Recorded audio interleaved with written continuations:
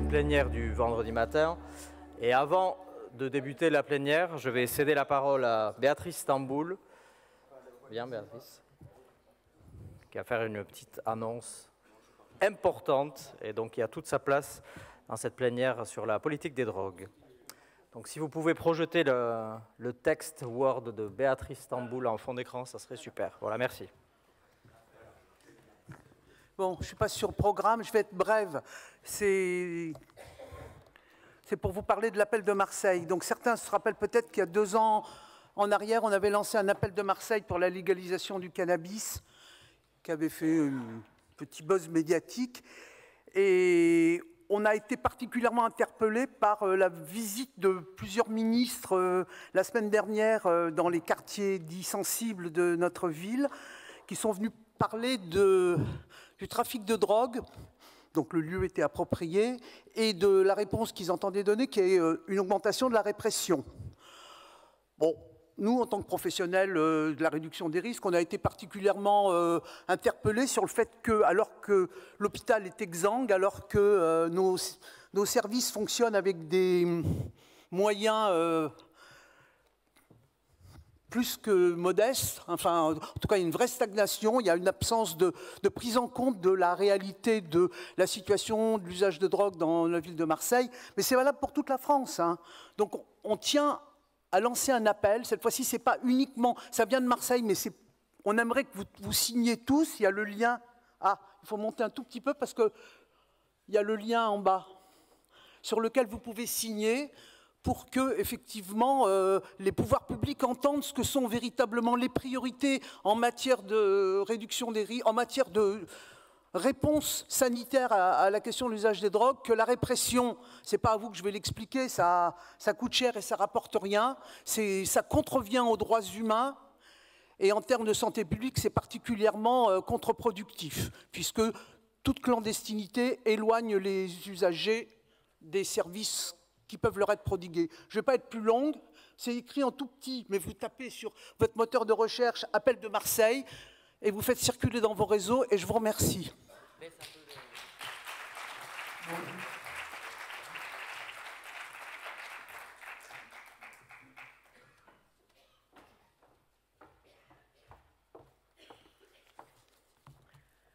Bon, alors quelques mots rapides pour vous présenter cette séance.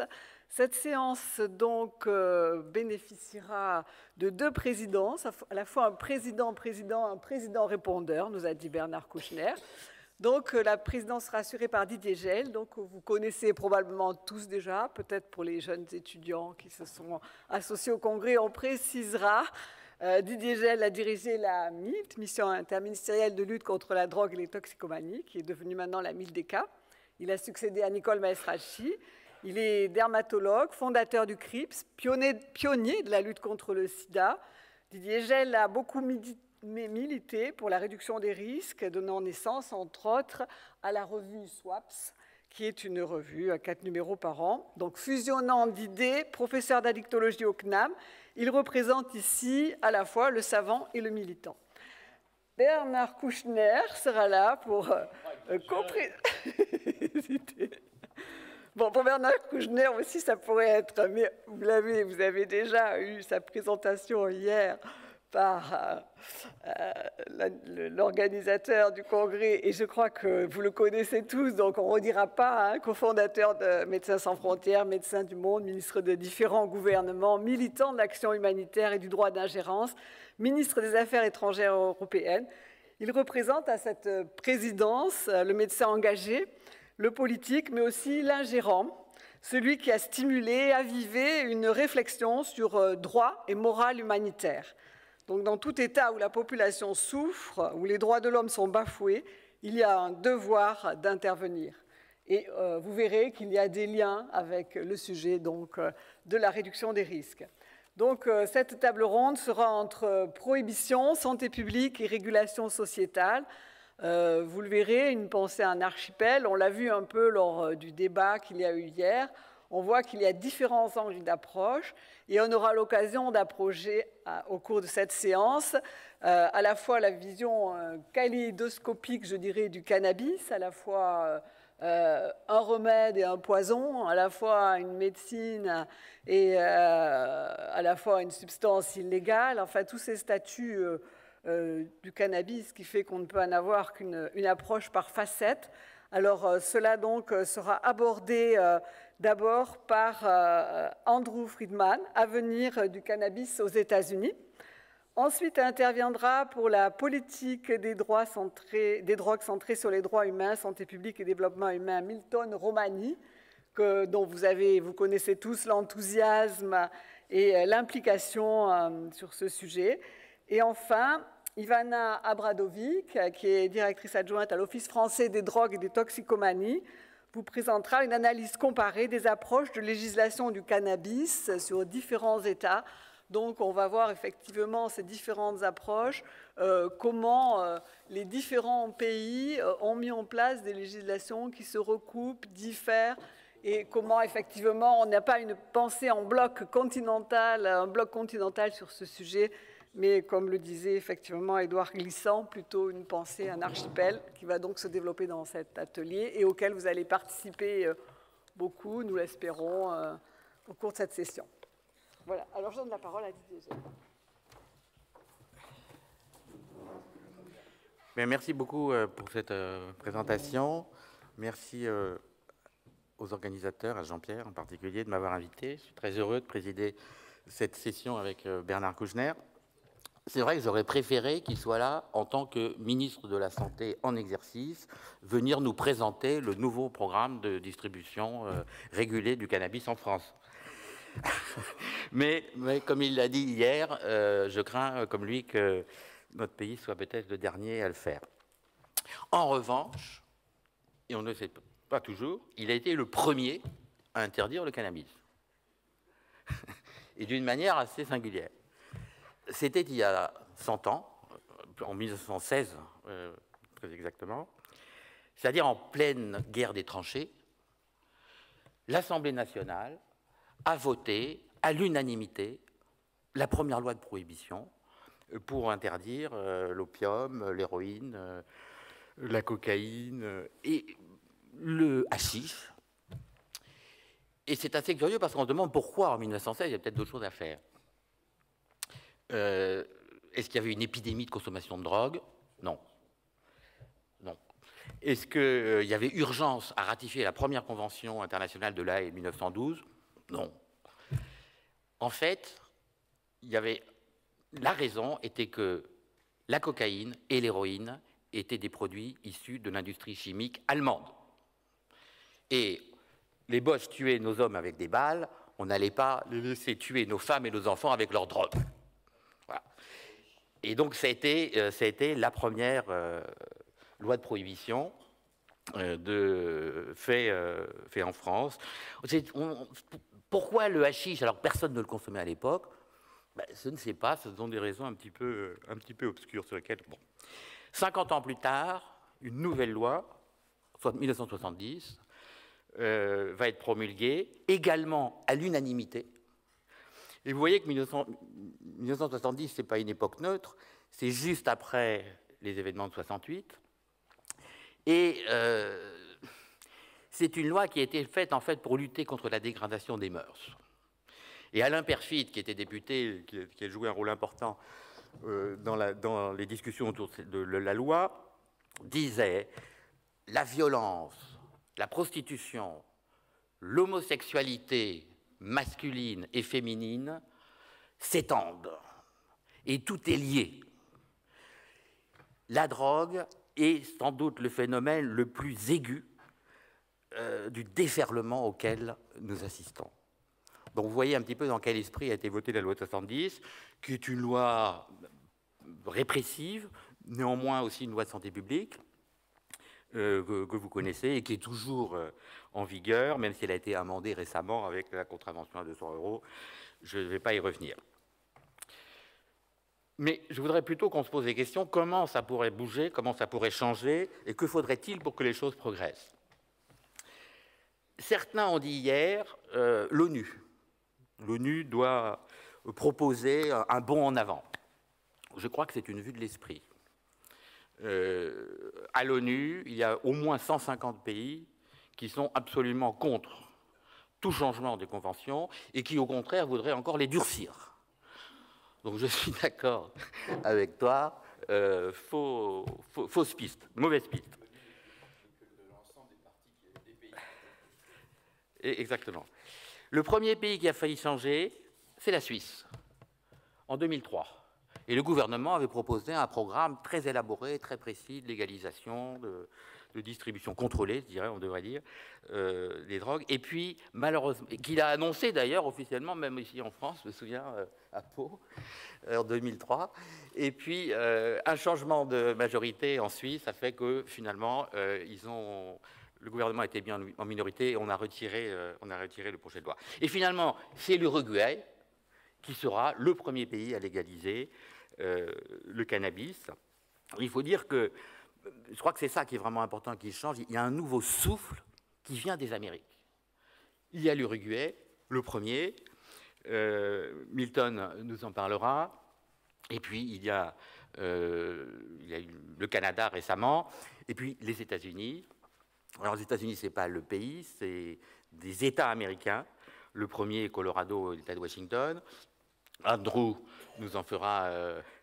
Et puis, je crois surtout la Californie en 2016, novembre 2016, en même temps que l'élection. La Californie, qui a un impact, d'abord qui est le plus grand État américain, mais qui a une influence mondiale extraordinaire. Comme disait Jacques Attali, c'est le cœur du monde occidental d'aujourd'hui. Et donc, je pense que cette bascule de la Californie va avoir un impact absolument majeur. Une autre conséquence de cette légalisation dans les États américains est qu'elle rend un petit peu paradoxale la position des États-Unis dans le monde. Il faut voir que toutes les conventions internationales, donc depuis 100 ans, depuis Shanghai, sont portées par les États-Unis. Que les États-Unis sont le seul pays au monde qui fait de la politique des drogues une priorité de la politique étrangère. Il n'y en a pas d'autre. Et ils sont toujours battus pour les drogues depuis le début. Après la Première Guerre mondiale, les États-Unis ont imposé, pour rester aux négociations, que la Convention de La Haye soit inclue dans le traité de Versailles. Je pourrais multiplier les exemples. Alors, c'est vrai que les États-Unis emportent la majorité des États dans leur sillage dans une position répressive. Le fait qu'aux États-Unis, finalement, ça va être le seul pays où on va pouvoir se procurer, un des seuls pays où on va pouvoir se procurer du cannabis librement, fragilise la position du côté des répressifs des États-Unis. Ça, je pense que ça peut vraiment changer quelque chose dans l'équilibre des pouvoirs au sein de l'ONU, mais ça va être très long, mais je crois que ça va quand même être assez déterminant. La Californie, plus cet impact indirect du changement de politique américaine, va certainement avoir des conséquences. Pour revenir à la France, comme l'a dit Bernard Kouchner, les politiques ne vont pas faire des lois justes qui vont leur enlever des électeurs. D'autant qu'il n'y a pas consensus chez les médecins, n'y compris chez les addictologues, et sans parler de l'Académie de médecine. N'en parlerons pas. Néanmoins, il y a des choses qui progressent, et les représentations, je crois, en France progressent. D'abord, vous avez vu qu'aux dernières élections présidentielles, c'était quand même une première, les candidats de la gauche se sont ouvertement, et très bien expliqué d'ailleurs, soit Mélenchon, Hamon, oui, ont vraiment défendu la légalisation, ce qui quand même est nouveau, parce qu'avant, quand même, un ministre socialiste défendait les positions de légalisation, il se faisait vite pan sur le bec et il se taisait. Donc là, c'est ouvertement... Emmanuel Macron, candidat, a promis l'ouverture d'un débat sur la légalisation qu'on attend toujours. Si on voit les Français, les représentations des Français, les sondages montrent que, Ivana l'a dit hier, 90% environ des Français sont favorables au cannabis thérapeutique. Bon, ce qui permet à la ministre de la Santé, Agnès Buzyn, d'ouvrir le dossier cannabis thérapeutique, qui avance, avec le soutien du Premier ministre, même si la Mildeca reste totalement muette sur le sujet. Pour le cannabis thérapeutique, ce n'est pas la même chose. C'est 50%. 50% en gros des Français sont favorables à la légalisation. C'est le double de ce qui existait il y a 15 ans. Mais 50%, ce n'est pas assez, c'est trop casse-gueule pour changer les lois. Et quand on prend les plus de 65 ans, et on exclut Bernard Kouchner et moi-même, les plus de 65 ans qui sont moins favorables. Ils sont moins de 50%. Mais en gros, ça fait 50%. Et ça, dans tous les milieux, ça qui est intéressant, que ce soit dans les villes, en milieu rural, et dans toutes les classes de la société, c'est à peu près la moitié. Le problème, c'est qu'il faut faire augmenter ce chiffre.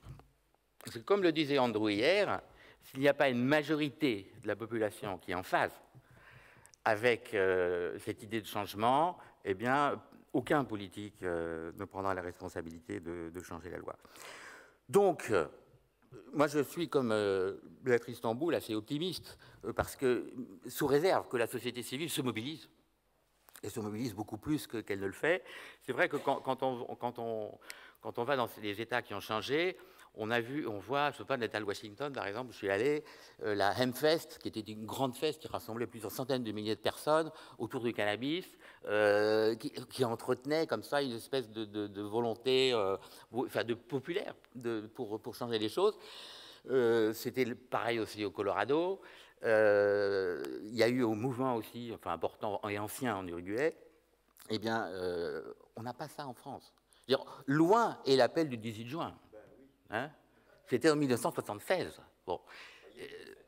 Oui, il y a eu des fêtes, mais enfin, il faut que la société civile et les associations en particulier pro-légalisation se structurent et des moyens humains, financiers, juridiques beaucoup plus importants pour faire avancer les choses qui aujourd'hui, il faut dire, n'avancent pas beaucoup. Alors, il y a une chose, je vais bientôt terminer.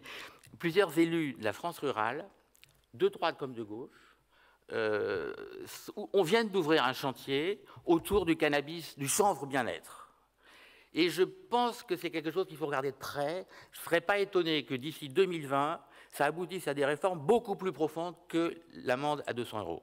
Mais on en parlera à THS 2020. Et puis il y a aussi, moi je crois beaucoup plus qu'à l'ONU, mais il y a l'Union européenne. Et dans plusieurs pays de l'Union européenne, et en Suisse, eh bien, les choses continuent d'avancer. Alors ça ne se fait pas au niveau des gouvernements, ça se fait au niveau local, ça se fait au niveau des régions, ça se fait au niveau des cantons, ça se fait au niveau des länders. Et quelque chose que nous ne pouvons pas vraiment faire, parce que la France est trop centralisée. Si on change quelque chose en France, c'est partout la même chose immédiatement. Donc, et nos régions et nos départements n'ont finalement aucune compétence pour intervenir dans ces sujets, comme dans plein d'autres. D'ailleurs, on a une pseudo-décentralisation, mais ce n'est pas une vraie décentralisation, je dirais au sens européen du terme. Et donc, moi, je crois quand même que ce qui va se passer, ce qui se passe déjà aujourd'hui à Zurich, à Genève, à Lausanne, à Neuchâtel, à Berlin, à Barcelone, à Madrid, va vraiment faire bouger les choses. Il y a un moment où la France ne pourra pas éternellement se camper pour des raisons idéologiques et soutenir un système qui ne marche pas et qui s'accompagne de la consommation la plus élevée du monde. Je vous remercie et je passe la parole d'abord à Bernard qui va réagir. Si Bernard Kouchner veut bien réagir. Peut-être, moi, je pensais sur cette question de décentralisation aussi en France. Les régions, certes, ont peu de compétences dans ce champ-là, sauf que, quand même, c'est des compétences en matière de recherche. Et là, est-ce que vous ne pensez pas que les régions aussi ont un rôle à jouer en matière de développement des recherches et aussi de porter à la connaissance d'eux, afin que les connaissances augmentent sur le sujet et permettent d'alimenter un débat mieux documenté?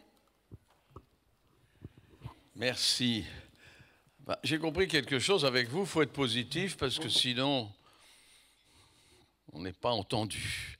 Et encore, c'est un euphémisme. Donc, ce que Didier vient de dire est malheureusement vrai.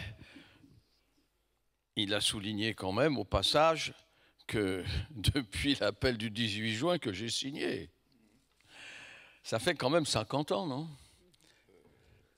Oui. Oh non, ça avance, ça avance. Bon. Non, je voudrais dire un mot sur l'argent et la façon dont tu as présenté les choses. En ce moment, il y a une crise des urgences qui est assez majeure.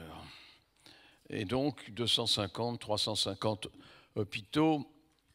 Ce qui est bien avec les médecins, c'est que lorsqu'ils font grève, ils travaillent et il y a marqué « grévistes » sur leur poitrine. Mais quand même, soit vous faites de la politique, soit vous n'en faites pas. Or, il faut en faire.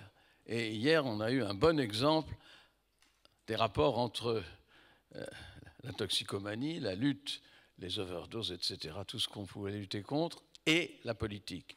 C'est un sujet politique. Ce n'est pas un sujet humanitaire, ce n'est pas un sujet de la charité, ce n'est pas un sujet de toxicomanie tout seul. Non, c'est un sujet politique. Tant qu'il n'y aura pas de démarche fortement politique, fortement, même au niveau le plus caricatural, celui des démarches partisanes. Il n'y a plus beaucoup de partis. Enfin, en ce moment, en plus, il n'y a plus de partis. Alors bon, ça marche mal, mais il faut en faire un sujet politique. C'est-à-dire que de s'engager très résolument à interpeller, à faire bouger, à faire des débats avec les politiques. Et tu as parlé des régions, justement, c'est peut-être un échelon plus facile à convaincre, mais en même temps, tu as donné, et c'est très juste, l'information que tout le monde connaît, il n'y a pas de pouvoir des régions pour changer une loi. Il n'y a pas de pouvoir des régions pour changer une loi. Donc c'est dans la politique élémentaire, à la base qu'on doit situer ce problème comme vous voulez, mais le problème du cannabis. Alors, on va aller mollo. C'est possible qu'il y ait un sursaut. Je le pense aussi. Quand? J'en sais rien du tout. Mais je reprends mon problème des urgences. Il y a manifestement, moins qu'on puisse dire, une urgence dans l'urgence. Il faut de l'argent. C'est tout simple, il faut de l'argent. Madame Buzyn a raclé ses fonds de tiroir et a pris sur son budget, parce qu'il faut que vous sachiez qu'il y a un budget immense qui est celui de l'assurance maladie, séparé du budget de l'État, et il y a un petit budget de la santé. Elle a pris sur son budget de la santé, sur 3 ans, 750 millions. C'est tout petit, petit, petit. Mais c'est déjà, de sa part, c'est bien, mais ça ne répond absolument pas à la demande. Et si on vous demandait de choisir, parce que c'est comme ça que ça se passera dans l'esprit du public, est-ce qu'on doit financer le système d'urgence français au sens le plus large du terme, ou est-ce qu'on doit donner de l'argent? Par exemple, nous avons tous été séduits par la façon dont à Barcelone, avec des moyens relativement conséquents, mais ça ne doit pas être terrible, mais quand même, il y avait des moyens pour cette présentation et donner la dimension de tout ça. Qu'est-ce que vous feriez? J'aime bien aussi cette expression dans la presse, on dit on a débloqué. On n'a rien débloqué du tout quand on donne de l'argent, c'est qu'on l'a pris ailleurs dans le budget. Il n'y a pas du budget caché qu'on sort pour être gentil et surtout qu'on avait oublié ou on ne voulait pas le donner. Non, non, non. Il y a un budget de l'État sévèrement contrôlé et je pense que si on n'est pas profondément politique, je le dis, alors on peut donner des exemples, comment on peut faire, est-ce qu'il faut faire des manifestations, est-ce qu'il faut faire des textes, il faut tout faire. Mais inscrire ce sujet, comme ça a été déjà fait 1 ou 2 fois, dans un programme politique. L'ennui, c'est que dans les programmes que vous avez cités, Hamon, oui, il y avait ça, mais on l'a oublié tout de suite, d'autant qu'Hamon a fait 4%. Alors j'espère qu'on ne s'est pas fondé là-dessus. Mais on peut réunir des gens de droite et des gens de gauche pour aller un tout petit peu plus loin, au sens le plus politique. Si vous refusez le mot politique, alors ça marchera beaucoup plus lentement. Merci, Bernard. Je pense qu'avant de lancer le débat... Attends, c'est pour toi le débat. Non, c'est pas nous. Avant de lancer le débat, on va donner la parole aux nos intervenants. Je sais pas, c'est elle. Et on va demander à Andrew de venir nous parler de la situation américaine et peut-être nous donner... je suis sûr que Andrew, vous connaissez, venez, vous connaissez aussi la situation française. Si vous avez comme ça quelques idées pour nous aider, des conseils, ils seront bienvenus. If you have any help to give us, you are welcome. I don't think it's ever a good idea for the United States to have. Je ne pense pas que ce soit une bonne idée que les États-Unis aient des idées ou des suggestions adressées à la France. Mais quoi qu'il en soit, disais-je. Vous savez, si on devait parler de l'hypocrisie des États-Unis, on y serait pour la journée. Alors, merci pour ceux d'entre vous qui êtes là. J'ai été présenté déjà hier. Et j'ai été l'ancien responsable de la coordination du projet Marijuano dans l'État du Colorado quand le gouvernement m'a demandé d'être au premier plan de cette lutte pour la légalisation du cannabis. Et depuis, eh bien, j'ai commencé une carrière un peu étrange où je vais de gouvernement en gouvernement, enfin en tout cas de gouvernements fédéraux en gouvernements fédéraux, pour essayer de les convaincre, et j'essaie de leur faire part des informations, des avancées que nous avons eues dans notre État. Essayer de voir comment on a pu induire ce changement politique dans notre État. Donc hier, je vous ai présenté mon propos selon lequel la légalisation dans le reste des États-Unis nous semble inévitable. Aujourd'hui, je vais vous dire en quoi je pense que cela va changer les États-Unis. Alors, c'est un peu de la conjecture, évidemment, mais je vais vous parler donc de l'avenir du cannabis aux États-Unis. Je pense qu'il y aura un impact très important quant à la légalisation du cannabis dans le reste du monde. Le titre de ma présentation: le cannabis, est-ce qu'on doit le considérer comme une substance de nature à enivrer, un remède ou bien une substance à pénaliser? Alors, il est considéré comme une substance enivrante aux États-Unis, dans un certain nombre d'États. Dans d'autres États, on estime que c'est un remède, mais une fois de plus, il ne faut pas regarder vers les États-Unis pour avoir nécessairement une réponse claire sur la question. Je vais commencer sur la manière dont le cannabis est classifié et classé dans les États donc où il est légalisé, dans les États où il ne l'est pas. Donc je vais commencer par cela. Ensuite, je vous parlerai de mes suppositions quant à l'avenir de la légalisation du cannabis aux États-Unis. Généralement, les personnes, quand on leur parle de légalisation, vous demandent, bon, mais finalement, dans quelle catégorie tombe le cannabis? Qu'est-ce qui se passe quant à l'usage auprès des jeunes? Quel est l'usage auprès des adultes? Ensuite, les gens vous posent des questions sur le taux d'hospitalisation. Les gens posent des questions sur le fait de la conduite sous l'influence du cannabis, le taux de criminalité et les revenus fiscaux que l'on peut en attendre. Le Colorado a été le premier État à légaliser. Aussi, nous avons été le premier à avoir une grande partie du marché.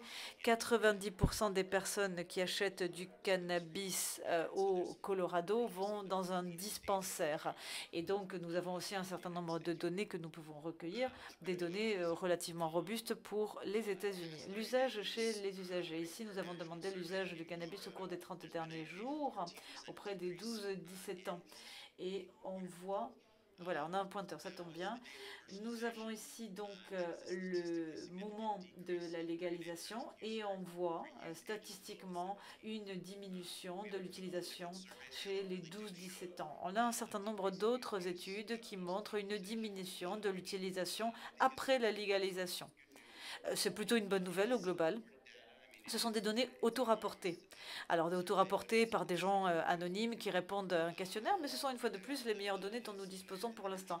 Ici, vous voyez qu'on est donc toujours au-dessus de la moyenne nationale en rouge, mais on s'en rapproche de la moyenne nationale. Donc, au global, je pense que c'est quand même une bonne nouvelle quant à l'usage chez les jeunes.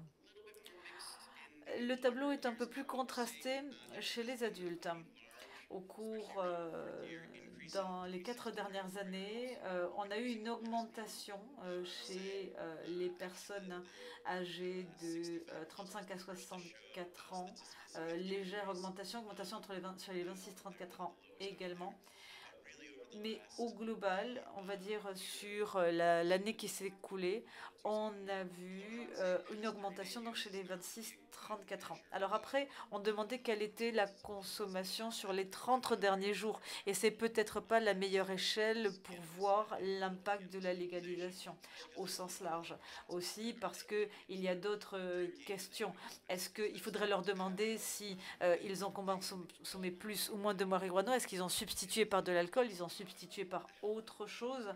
Donc c'est une question qui est quand même prise de manière isolée et qu'on devrait essayer de remettre dans un autre contexte. Ici, nous avons une question sur la fréquence de l'usage chez les adultes. Et il y a des sources de préoccupation ici.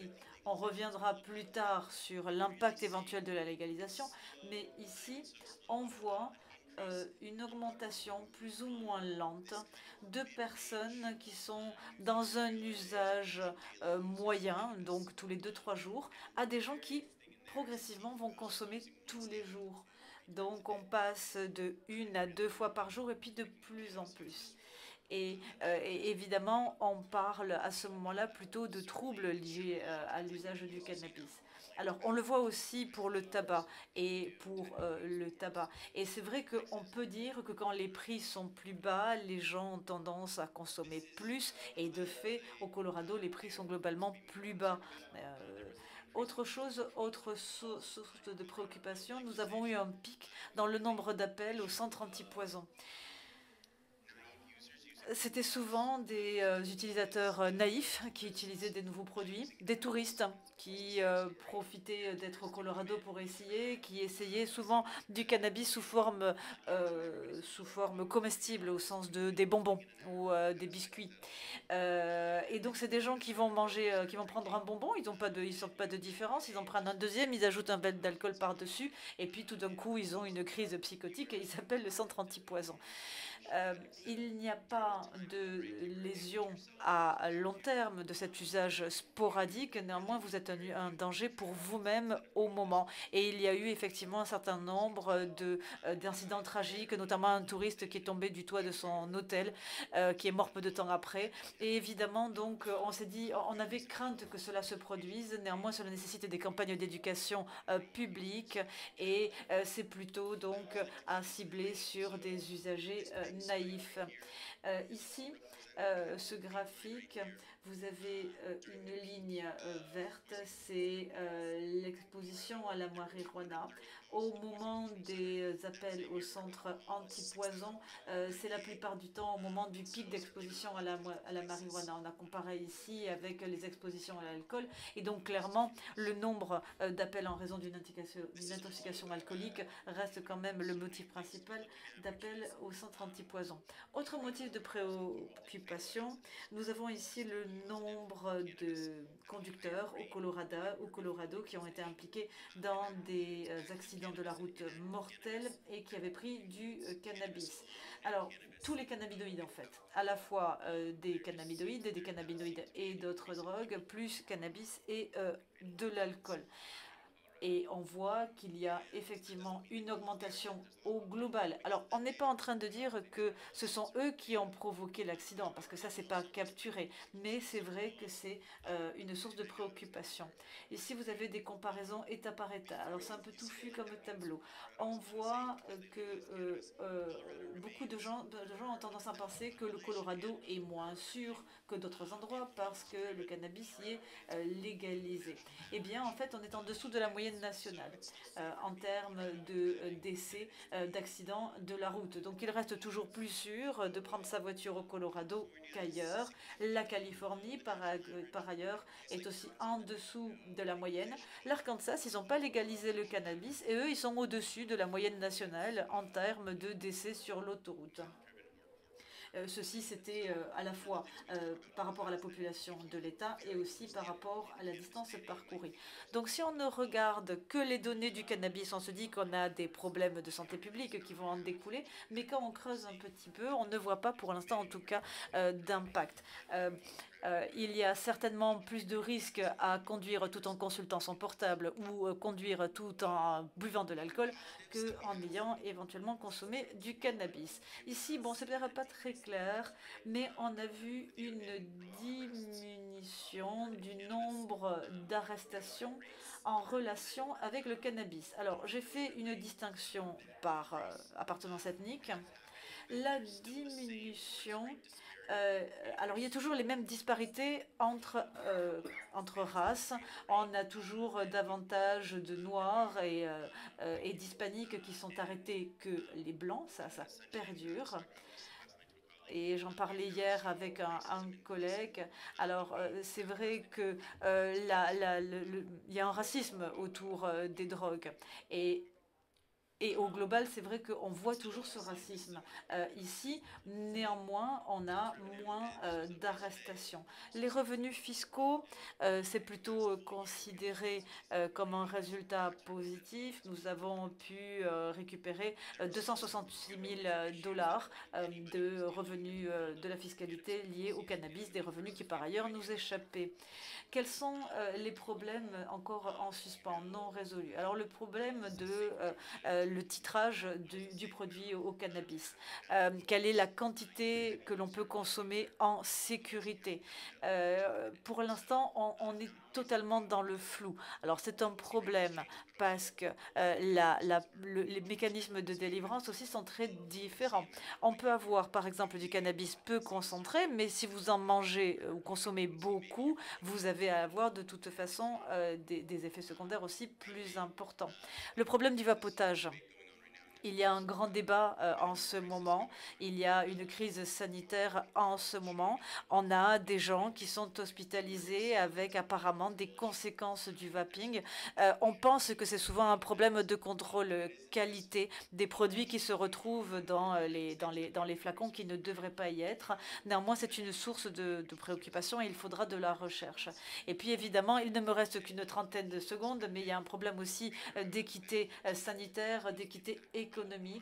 Et on se dit qu'il y aura certainement comme je vous ai montré par rapport aux données d'arrestation, on n'a pour l'instant pas la répercussion que l'on espérait au niveau des arrestations et du profil ethnique des personnes qui sont arrêtées.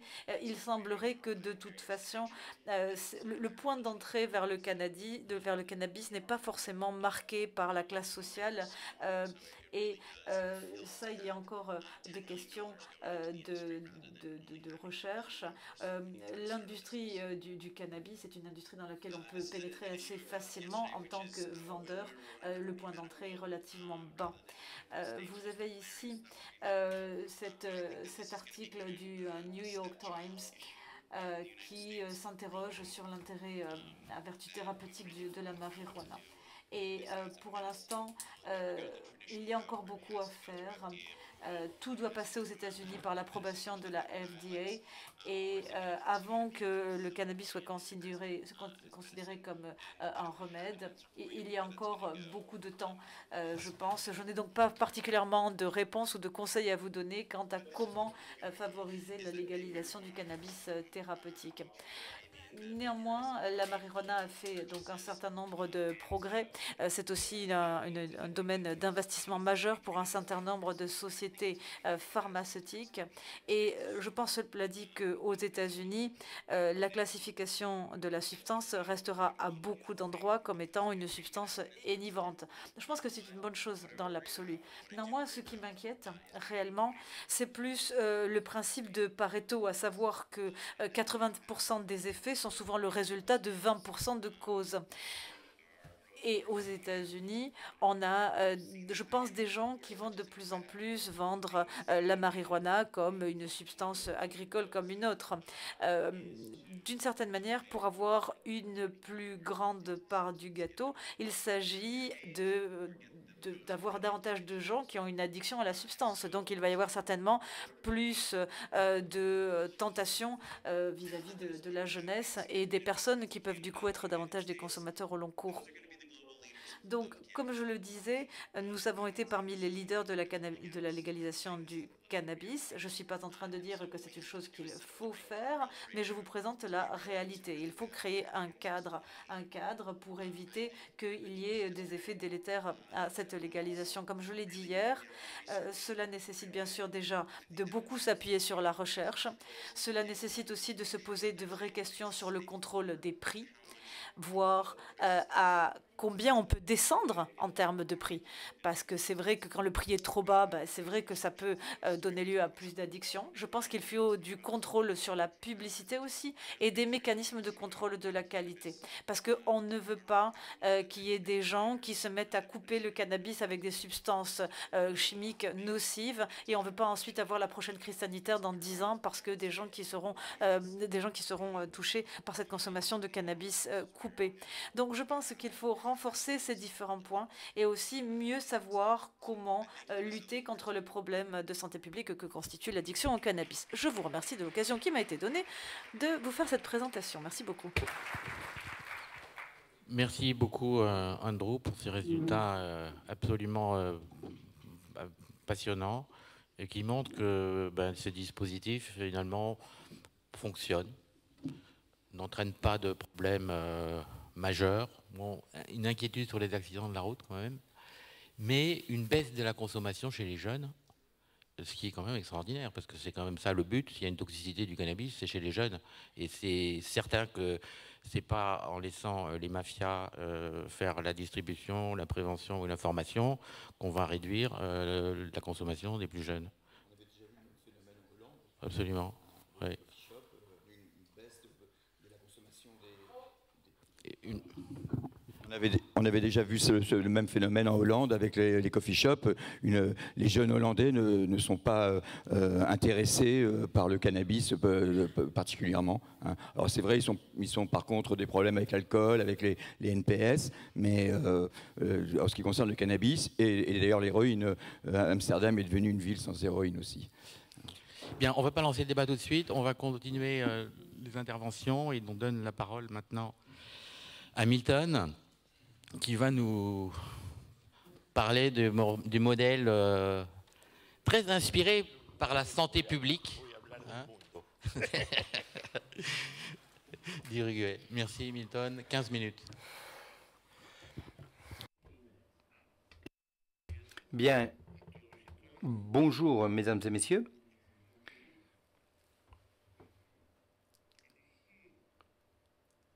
Choisir un concept que j'ai beaucoup aimé de Paul Sartre et qui est très opportun pour ce que nous sommes en train de débattre. Il dit ainsi: la décision de changement provient du changement du point de vue, d'une ouverture conceptuelle et imaginaire sur un autre possible. Ce n'est pas parce qu'on a conscience qu'une situation est insupportable que l'on décide de changer.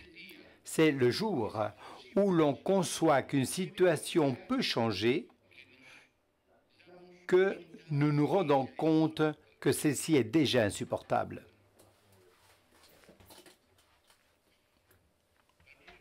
Pour moi, c'est une réflexion importante sur ce sujet. En 1973, l'Association américaine de psychiatrie avait révisé le SM4 et la considération que l'homosexualité était une maladie 2 ans après. L'association de psychologie non seulement avait révisé ce critère, mais avait condamné éthiquement à toutes les thérapies compulsives pour tordre cette maladie des homosexuels. Je ne sais pas combien de politiques aujourd'hui oseraient à ne pas considérer à l'intérieur de leur programme et leur discours le fait de la parité de genre, du mariage égalitaire, de la considération des droits de tous les homosexuels masculin et féminin, de l'interruption volontaire de la grossesse, qui sont toutes des lois, de même que la loi intégrale trans, qui fait partie de la nouvelle génération des droits que nous avons appliqués et ratifiés en Uruguay. Peut-être il y a 46 ans, c'était très difficile dans le discours politique d'incorporer ces sujets. Aujourd'hui, non seulement l'évidence scientifique, mais aussi la réalité factique des choses ont permis un autre possible. Et l'autre possible nous découvre que ce sujet, qu'il y avait une situation insupportable à corriger. Dans la question des drogues, là, on parlait concernant le rapport de notre ami. En 1998, Kofi Annan, secrétaire général des Nations Unies à l'époque, terminait la deuxième séance spéciale des Nations Unies par le problème mondial des drogues, comme je me disais. 2 séances sur les 3 qui ont eu lieu sur ce sujet, en offrant en disant, louant le fait d'un monde libre de drogue. C'était là son toast qu'il portait. Et justement, mon cousin Oriol Romané disait que c'était une dystopie.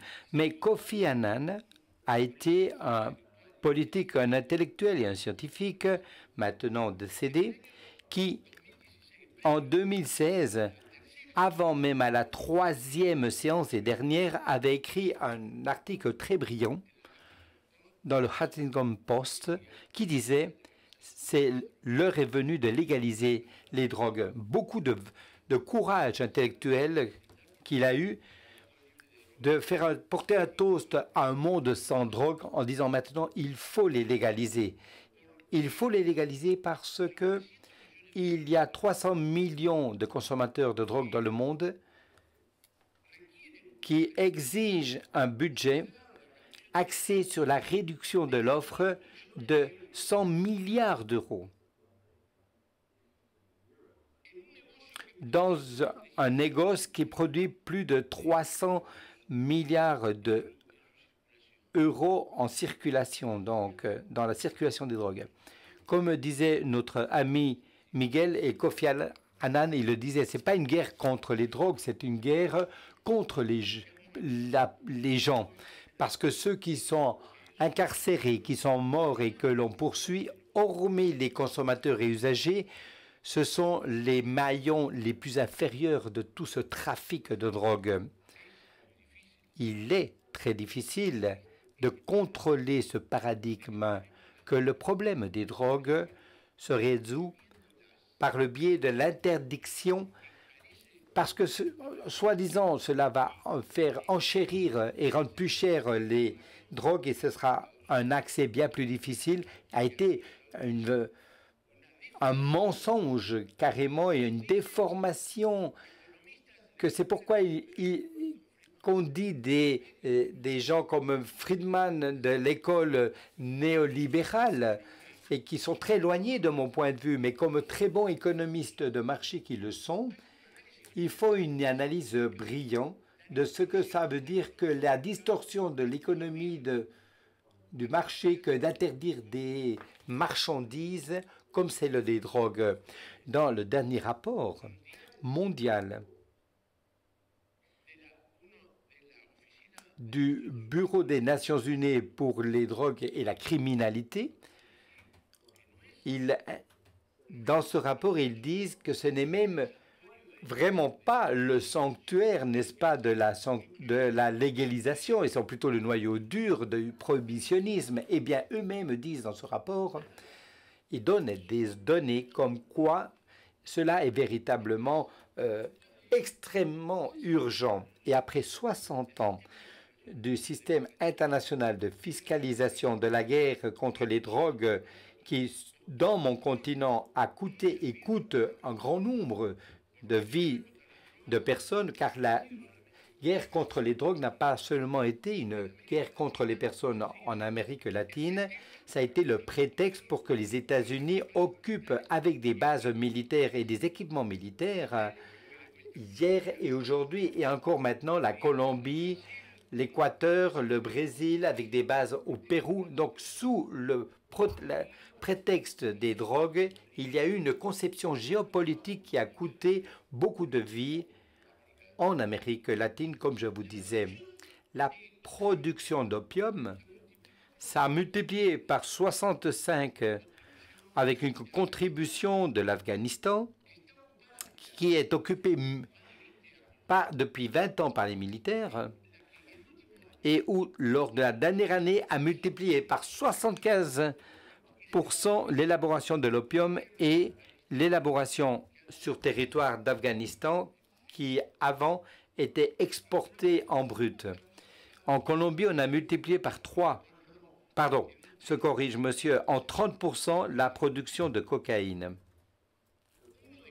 Un de tous les 6 usagers de drogue reçoit un traitement et seulement 34 pays qui appliquent des politiques d'échange de seringues et de substitution d'opiacés et d'abordage rétroviral. Seulement 34, 162 pays n'ont pas répondu aux questions qui avaient été formulées par le système international de fiscalisation à travers le Bureau international de fiscalisation des stupéfiants et qui exige à tous les États de donner des informations chaque année sur la situation des drogues dans chaque pays. La dernière séance spéciale que l'on a réalisée en avril 2016 à New York est arrivée après un débat très mou, très lésé, très faible. Il y avait une série de pays très peu, parmi eux l'Union européenne, qui exigeait un débat ouvert, inclusif, sans tabou. Et quand on dit inclusif, ça veut dire en pensant que d'autres agences pourraient s'incorporer, des agences des Nations Unies qui jusqu'alors étaient presque interdites à débattre le sujet des drogues. Le programme des Nations Unies pour le développement, enfin l'Organisation mondiale de la santé, qui, en général, mais ce qui est le plus important, le Comité des droits de l'homme, le Haut Commissariat donc des droits de l'homme, siège à Genève, avait déjà lancé cet appel avec une approche de droits de l'homme concernant les drogues. 5 minutes, bien. Cependant, je dis bien, dans le document final de 2016, je crois que nous avons eu une petite avancée et qui continue à être une tranchée pour lutter. Le monde est hégémoniquement prohibitionniste. Il faut le savoir.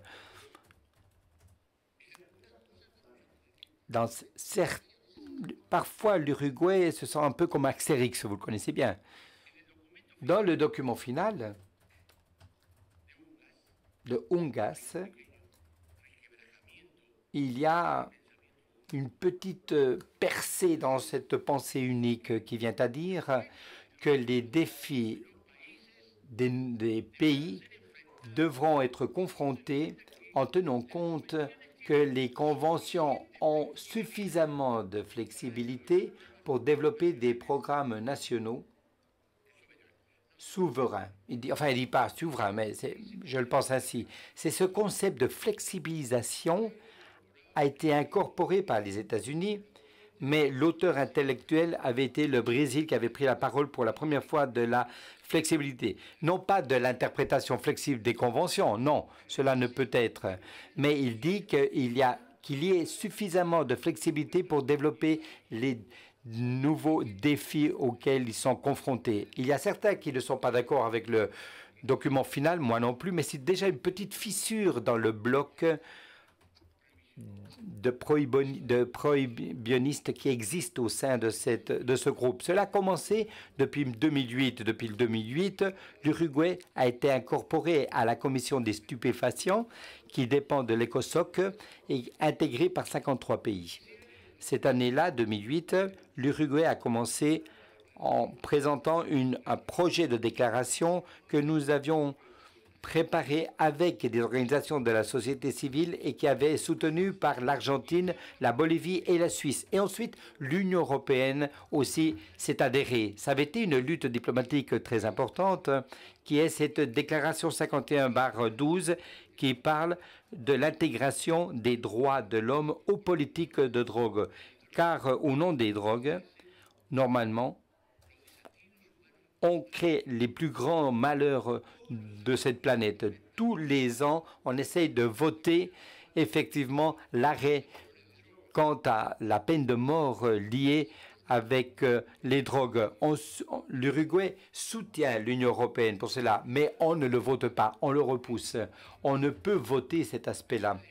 Il y a une disproportion impressionnante, une criminalisation qui continue à demeurer. Cependant,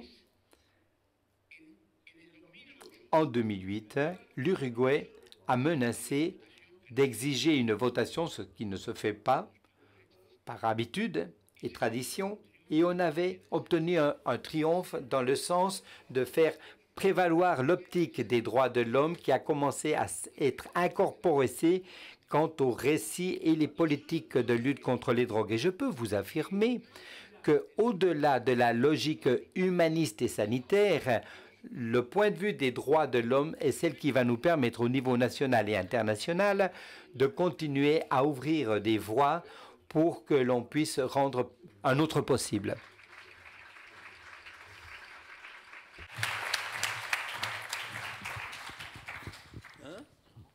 Non. Merci beaucoup pour cette présentation passionnante. Et la parole est de notre dernière intervenante, Ivana Drabovic, qui va nous faire un panorama comparé un petit peu entre l'Uruguay, Colorado et Washington. C'est ça. Et un peu le Canada. Non, il a fini avant. Merci. Merci, Ivana. Bonjour à toutes et à tous. Donc effectivement, je vais essayer, mais ça va être relativement impressionniste vu le temps imparti, de vous proposer une petite analyse comparée des approches de légalisation du cannabis qui existent aujourd'hui dans le monde, en me concentrant sur 5 points. D'abord, les objectifs de ces nouvelles législations qui ont des points communs, mais aussi quelques différences. Les processus de réforme qui sont assez différenciés d'un État à l'autre. La configuration de l'offre et les schémas de régulation qui sont mis en place, les difficultés de mise en place au démarrage, ça c'est un point intéressant, qui n'a pas beaucoup fait l'objet de comparaison jusqu'à maintenant, et puis évidemment sur les effets, sachant qu'évidemment il faut une dizaine d'années pour juger des résultats d'une politique publique, et que c'est sans doute encore assez tôt. C'est pour ça que je me concentre sur le Colorado, l'État de Washington et l'Uruguay, où on a à peu près 5 ans de recul.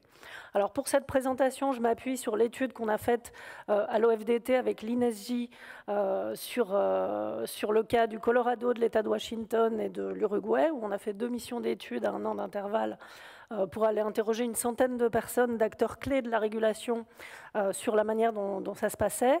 Et puis je m'appuie aussi sur les éléments de préfiguration d'une nouvelle étude qu'on est en train de lancer, qui s'appelle Astrakhan, et qui portera sur 3 juridictions américaines, l'État de Washington, l'Oregon et la Californie, et 3 juridictions canadiennes, l'Ontario, la Colombie-Britannique et le Québec, pour essayer d'établir un plan de comparaison. Alors, je ne reviens pas sur où on en est aujourd'hui, puisqu'on en a déjà parlé. Une dizaine d'États américains ont ouvert un marché légal du cannabis donc aux États-Unis. Et puis, évidemment, avec l'Uruguay, qui a été le premier pays du monde, et le Canada, en octobre 2018, on arrive à un total de 128 millions d'habitants aujourd'hui qui vivent dans une juridiction où l'accès au cannabis non médical est légal. Ça sera un petit peu plus si on parlait de cannabis à usage médical. Ça représente à peu près 3% de la population mondiale, mais 13% des habitants du continent américain. Et si on regarde juste les États-Unis, c'est à peu près un quart des habitants des États-Unis.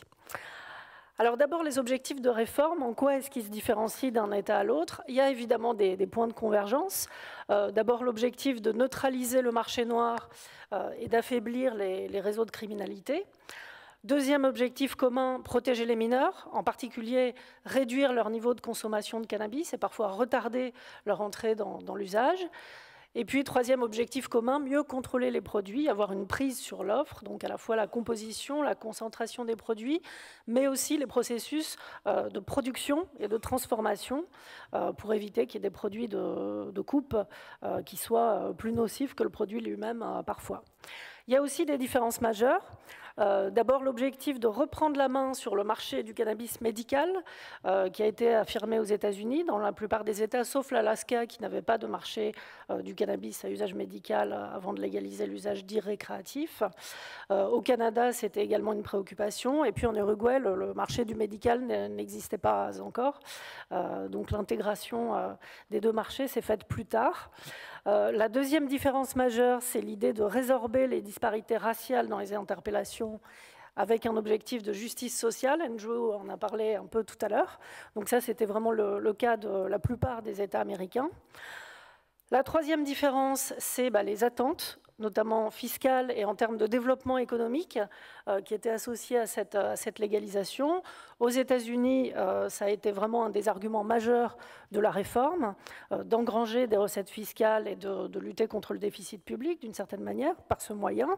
Et puis au Canada, c'était plutôt centré sur l'idée d'une croissance économique, dans le contexte, évidemment, aussi de concurrence économique, un peu avec les États-Unis, et dans un contexte international sur lequel je ne vais pas revenir ici.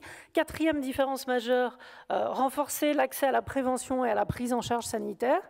Et puis le cinquième, c'était aussi dans une logique de transfert, de légaliser le cannabis, le rendre plus accessible pour lutter contre l'expansion d'autres produits qui étaient considérés comme plus dangereux.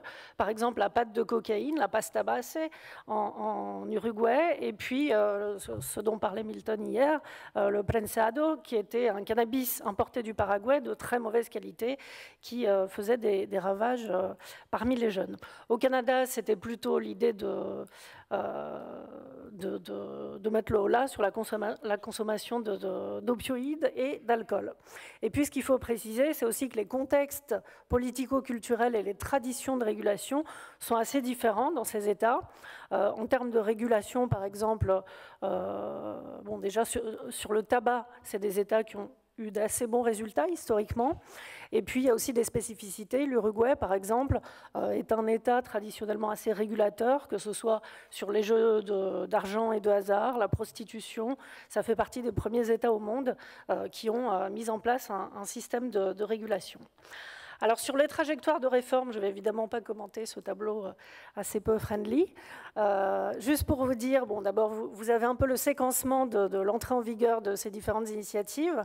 Ce qui est intéressant à pointer surtout, que vous avez en rouge ici, c'est les processus décisionnels, en gros top-down versus bottom-up, ce qui veut dire top-down imposé par le gouvernement, enfin en tout cas d'initiative gouvernementale, et puis bottom-up, c'est la plupart des initiatives américaines, comme vous pouvez le voir, à part celles qui sont en rouge, le Vermont et l'Illinois, où ça a été une initiative du gouverneur. Sinon, en Uruguay et au Canada, ça a été la volonté du gouvernement, très clairement, contre l'opinion publique en Uruguay, avec son assentiment au Canada, puisque c'était une promesse électorale de Justin Trudeau. L'autre élément intéressant, c'est aussi les autorités de régulation qu'il y a derrière ça. Donc, vous le voyez ici en un peu plus clair. En gros, selon les cas, ça peut être des autorités publiques ou privées. parfois des autorités hybrides. Dans le cas de l'Uruguay, du Canada, il y a quand même une instance de centralisation de la régulation, au moins sur les conditions de production. Donc l'IRCA en Uruguay, Santé Canada au Canada. Et puis aux États-Unis, ce qui est intéressant à noter, c'est que c'est soit des agences qui ont été adossées à celles qui s'occupaient déjà de la régulation de l'alcool, soit assez souvent, c'est l'administration fiscale qui a pris la régulation du cannabis dans son giron. Alors, ce qu'il faut souligner à propos quand on parle de légalisation, c'est que c'est finalement des conditions d'accès aux produits qui sont assez restrictives. Alors, plus ou moins selon les États. Vous avez ici l'âge dans la colonne qui est indiquée en rouge, qui est de 18 ans en Uruguay et dans la plupart des provinces canadiennes. Enfin, dans 2 provinces canadiennes, pardon.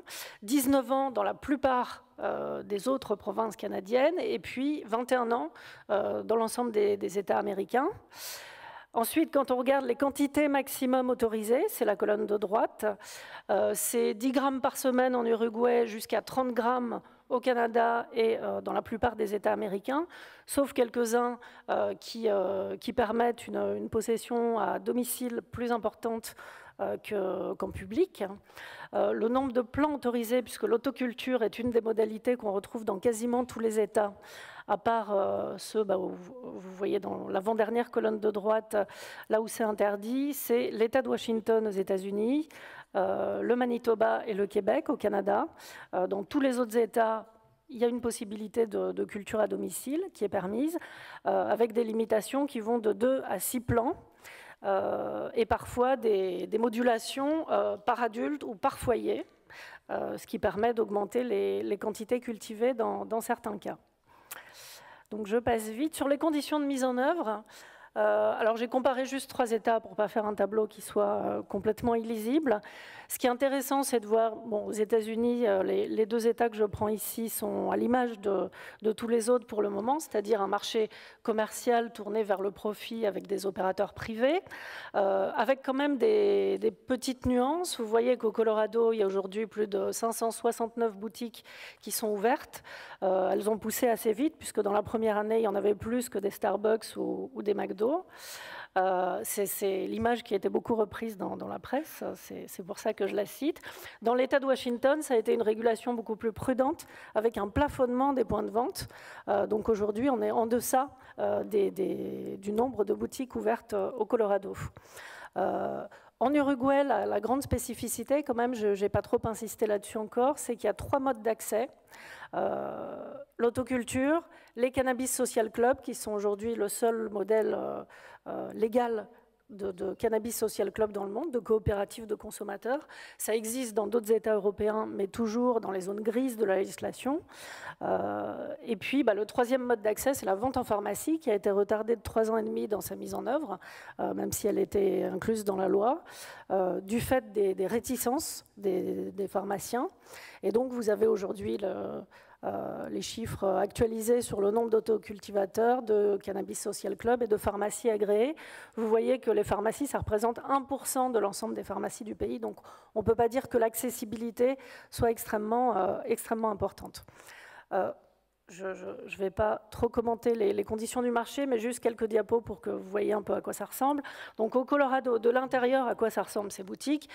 Un peu aux boutiques Nespresso qu'on a en France, finalement, avec des produits qui sont parfois disponibles, enfin, que les consommateurs peuvent toucher, avec des couleurs, un design épuré dans les boutiques, une luminosité importante, finalement tous les codes un peu du marketing et de l'offre commerciale qui se veut attractive. De l'extérieur, ils sont en général, ils ne sont pas forcément très visibles dans l'espace public, sauf la nuit. Mais en tout cas, l'accessibilité horaire est illimitée. C'est ouvert souvent 24 heures sur 24. Donc là, vous avez l'exemple d'Uncle Ike's, dans un quartier en pleine gentrification de Seattle, dans l'État de Washington, où il y a un balai de voitures continu avec les gens qui viennent s'approvisionner. Et un grand parking devant, voilà. Et donc cet aspect, cette dimension d'avoir l'impression de faire partie d'un club fermé est renforcée par le fait qu'on vous demande vos papiers à l'entrée de ces magasins. Donc aux États-Unis, la caractéristique, c'est une grande diversification de l'offre avec des produits qui se fument évidemment, mais aussi qui peuvent être vapotés, ingérés sous forme alimentaire ou de boisson, fumés un peu à la manière de l'opium à travers le dabbing, aussi des cosmétiques, des produits de bien-être. La gamme est quasi illimitée. Vous voyez qu'en Uruguay, c'est un modèle, disons, plus artisanal. Alors ici, c'est des cannabis social clubs qui sont fondés sur un entre-soi communautaire, avec une dimension finalement plus communautaire qu'industrielle. Ça contraste quand même assez nettement avec les États-Unis. Et puis la vente en pharmacie, où là aussi, vous voyez, il y a 2 variétés de cannabis qui sont disponibles, avec des indications assez précises, des taux de THC qui sont limités à 8 ou 9%, je crois, sachant que les concentrés qu'on trouve au Colorado, par exemple, la concentration moyenne, c'est 69%, d'après les derniers chiffres. Donc, vous voyez un peu le contraste. Et puis, à gauche, je vous ai mis une image du jour d'ouverture de la vente en pharmacie, avec les files d'attente assez importantes qui se formaient à l'entrée de la pharmacie, qui étaient sans commune mesure avec celle qu'on a eue en Californie le jour de l'ouverture du marché, mais quand même. Et puis, en total contraste avec les États-Unis aussi, le modèle du Québec, avec une autorité de régulation qui s'appelle la Société québécoise du cannabis. Vous voyez qu'il y a vraiment très peu de tape à l'œil, c'est-à-dire que les produits ne sont pas accessibles directement physiquement par les consommateurs. Il y a des vendeurs, l'étiquetage est assez standard. Vous avez 3 variétés, Sativa, Indica et Hybride, avec 3 guichets à chaque fois, et des vendeurs qui vous conseillent, qui vous invitent à prendre une brochure de prévention. Je reviens tout juste du Québec, donc c'est encore assez frais. Et vous voyez que le logo de l'autorité de régulation lui-même, il est assez sobre, puisqu'il faut un peu d'imagination pour imaginer que c'est une feuille de cannabis, mais c'en est une. Donc voilà, je vais conclure. Bon, je dirais quand même un petit mot des effets, mais juste sur les difficultés pratiques et les impensés de la régulation, parce que c'est assez intéressant. D'abord, dans tous les cas, il s'est agi d'une régulation chemin faisant. Selon les paroles d'une représentante du Colorado, c'est un peu comme construire un avion pendant le vol. C'est exactement ce qui se passe. Je trouve que l'image est assez juste. Le deuxième point qu'on retrouve dans la quasi-totalité des États, c'est un problème d'ajustement entre l'offre et la demande. Alors soit des situations de pénurie, comme ça a été le cas en Uruguay ou au Québec, soit au contraire des situations de surproduction, comme dans l'Oregon, où ils ont 5 ans d'avance sur la production par rapport au marché local. Donc vous imaginez bien que cette production légale supplémentaire ne va pas rester dans les cartons. Donc il y a justement un marché illégal de cannabis légal qui est en train de se former sur la base de ces stocks de production qui restent sur les bras des sociétés qui les produisent. Il y a évidemment la question de la concentration des produits avec les taux de THC. En Uruguay, une des difficultés, en tout cas pour les usagers les plus réguliers, ça a été de trouver sur le marché, en tout cas dans la vente en pharmacie, des produits qui n'étaient pas suffisamment dosés à leur goût, ce qui les a sans doute détournés de cette voie d'approvisionnement légal. Alors ça ne veut pas dire qu'ils ne sont pas allés dans des cannabis social clubs ou ailleurs, mais certains sont sans doute restés sur le marché illicite pour trouver les produits qui conviennent à leurs besoins de consommation. La troisième difficulté, c'est le contrôle de l'offre et de la promotion, ce qui suppose, comme le soulignait Bernard Kouchner, des moyens humains, donc un service public, des ressources financières pour bureaucratiser un petit peu la régulation. Le quatrième point, c'est évidemment les niveaux de gouvernance et les conflits de juridiction, avec des situations inversées aux États-Unis où c'est interdit au niveau fédéral, mais autorisé dans certains États, et à l'inverse au Canada, où ça a été une décision du gouvernement fédéral contre l'avis de certaines provinces, en particulier au Québec où les réticences sont très fortes et où le gouvernement conservateur récemment élu de François Legault pense restreindre davantage les conditions d'accès au cannabis en augmentant l'âge d'accès autorisé à 21 ans, par exemple. Donc voilà, ça va être intéressant à suivre dans les années qui viennent. Et puis le dernier point, c'est le paradoxe sur les mineurs qui finalement sont exclus de cet accès au marché légal et restent cantonnés au marché noir. Donc même si les niveaux d'usage baissent, en effet, en tout cas aux États-Unis, dans ce qu'on a pu voir, malgré tout, voilà, ça reste quelque chose qui n'a pas forcément été pensé. Sur les premiers effets, bon, ceux d'entre vous qui étaient au débat d'hier ont pu en entendre quelques mots. Est-ce que j'ai 2 minutes ? Ouais. Alors, là encore, on est aux États-Unis, Colorado, État de Washington, Oregon. Vous voyez, ça c'est les ventes mensuelles. Vous voyez qu'au Colorado, par exemple, on a plus de 100 millions de dollars de ventes par mois, avec une augmentation continue. Je crois que la courbe est assez parlante. Il y a la question du développement économique et toute l'économie indirecte qui a été générée aussi par ce marché du cannabis en matière de tourisme, par exemple. Au Colorado, qui est connu pour ses stations de ski type Aspen, il y a eu toute la panoplie du skieur amateur de cannabis, vous le voyez ici. Il y a moyen, puisque la consommation reste interdite en public, il y a des bus de tourisme où vous pouvez acheter votre cannabis et consommer sur place. Vous avez aussi de nouvelles applis comme Hi There qui vous permet de rencontrer l'âme sœur et puis ensuite d'organiser un weed wedding avec un traiteur qui va apporter des produits à base de cannabis. Donc vous voyez qu'il y a des choses parfois un peu insoupçonnables, mais en tout cas, en termes de recettes fiscales, les promesses de la légalisation sont tenues. Donc vous voyez que les chiffres là sont assez impressionnants dans les 5 premières années. Vous avez le Colorado en jaune et Washington en marron. Donc aujourd'hui, c'est l'État de Washington qui fait le plus de recettes fiscales avec le modèle de régulation le plus prudent, finalement. Ça, c'est quand même assez intéressant à souligner. Je ne sais pas si Andrew aura envie de commenter tout à l'heure. Sur la santé publique, pas de retournement de tendance, en tout cas à court terme. Il faut quand même rester prudent. Je ne reviens pas sur les chiffres qui ont été présentés sur le Colorado, mais en tout cas, l'effet général, et ça on le retrouve dans tous les États, c'est une normalisation du cannabis auprès des plus jeunes.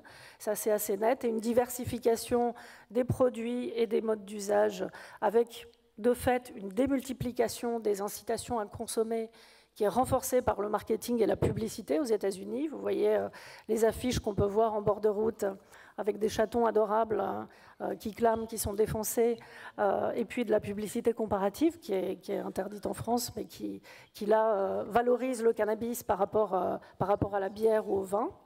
Un marketing du cool qui est très présent. Vous voyez ici 44% des logos de ce marché légal du cannabis présentent un élément graphique intéressant, enfin un peu de design et de mise en forme.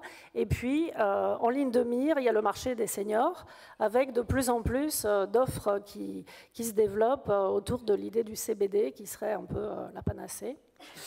Alors concrètement, au Colorado, quand on regarde entre l'ouverture du marché aujourd'hui, la première chose, ça a été le développement important des produits alimentaires, qui sont ici en vert. Vous voyez que cette part, elle a été de 15% dès l'année d'ouverture du marché légal. Elle est restée relativement stable. En revanche, ce qui est en rouge et qui est entouré, c'est la part des concentrés, qui, elle, a doublé en 4 ans. Donc vous voyez qu'on est aujourd'hui à un quart du marché avec des concentrés qui vont, je le disais tout à l'heure, parfois jusqu'à 70% de THC.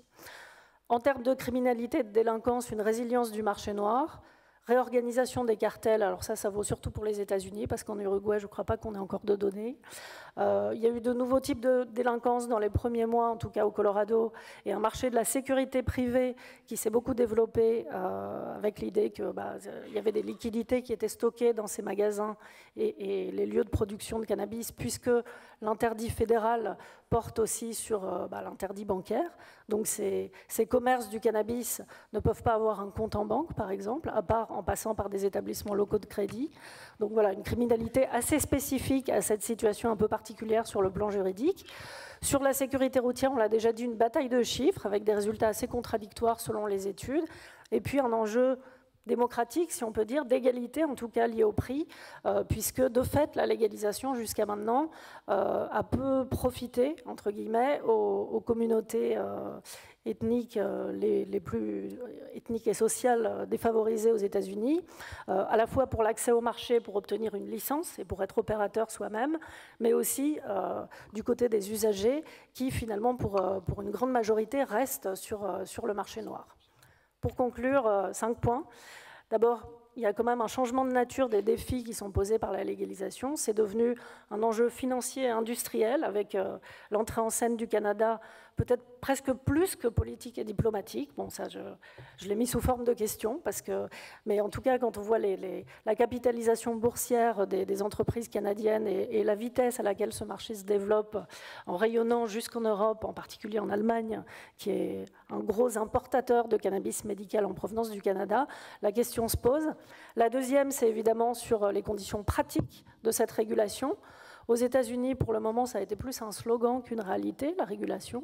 C'est dit de façon un peu définitive, mais en tout cas, du point de vue des acteurs de la santé publique, j'ai été récemment à une conférence avec uniquement des acteurs de la santé publique, et c'est vraiment leur point de vue que ça a été fait un peu trop vite et sans forcément trop de précautions. Ça sera peut-être un peu différent d'ailleurs dans les États américains qui ont légalisé plus récemment. Une des promesses, c'était aussi d'avoir un marché intégré du récréatif, entre guillemets, et du médical. Là encore, pour le moment, c'est relativement partiel, les résultats de ce point de vue. Et puis, il y a aussi toute une problématique de prévention des monopoles dans certains États américains. Et puis, des questions qui restent à documenter. L'assèchement du marché noir, qui est assez difficile à évaluer par nature. Les effets sur l'environnement et le développement durable, puisqu'il y a des pesticides qui entrent souvent en jeu dans la production de cannabis. Il y a aussi la consommation d'électricité et d'eau qui est extrêmement importante pour ces cultures. Donc là encore, c'est des enjeux qui restent complètement à explorer. Donc le dernier mot, c'est vraiment un appel à renforcer les connaissances, donc à financer des recherches, à la fois sur le CBD, sur les effets à long terme de produits hautement concentrés et sur les effets plus généralement des politiques publiques. Je vous remercie et je vous renvoie à un certain nombre de publications.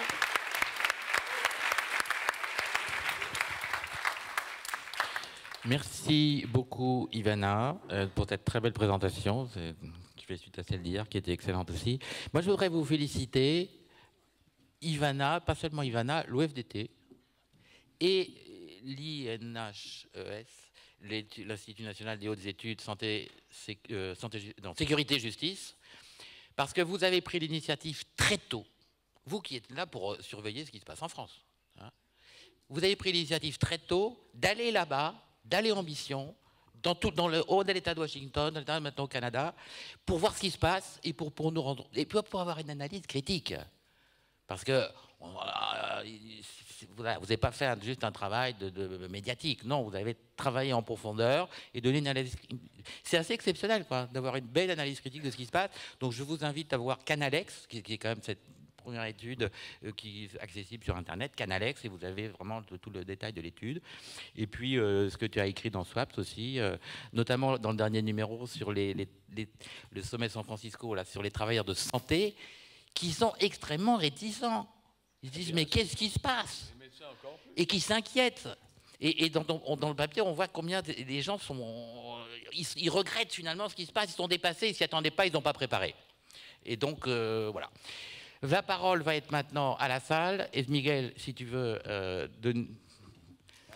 Justement, l'aspect très rapide, avec les changements très rapides, nous amène à nous dire, bon, il faut bien penser ces choses-là. Le problème, c'est que cette pensée ne doit pas nous déboucher sur un blocage, comme c'est dire, ah bon, on va voir. Non, il faut vraiment aller de l'avant. Il faut effectivement...